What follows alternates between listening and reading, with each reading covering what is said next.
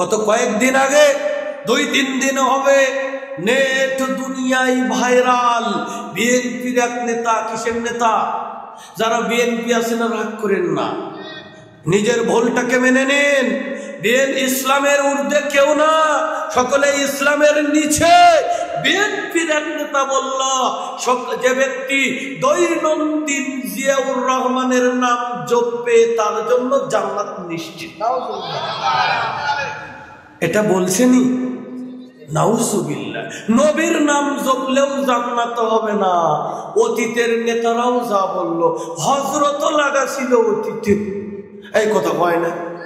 আবার ঈদুল ফিতরের জানাজার নামাজ, ঈদুল ফিতরের জানাজার নামাজ জ্ঞান নাই, স্টেজে বলছে আপনারা আমাকে প্রধান অতিথি করলেন, আমি এই জন্য নিজেকে গর্ভবতী মনে করেছি।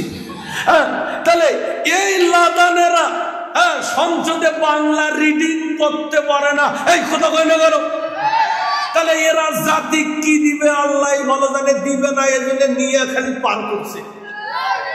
আরেকদিন এক নেতা বলছে আমি যদি ক্ষমতা আসি এটা দিব ওইটা দিব। আমি বললাম কিচ্ছু দিতে পারবেন না, বাংলাদেশে আছে কি আর দিবেনি কি, সব কিছু ফকলা।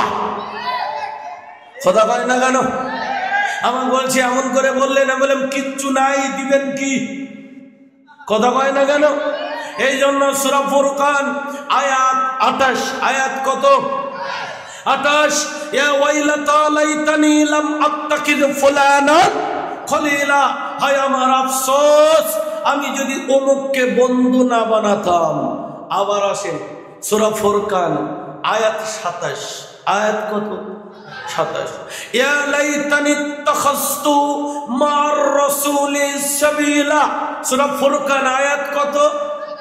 আখিরাতে আফসোস করবে, হায় আমার আফসোস আমি যদি দুনিয়াতে রাসূলের পথে চলতাম, কোরআন মানতাম, হাদিস মানতাম, তাহলে আজকে আমার এই পরিণতি হতো না।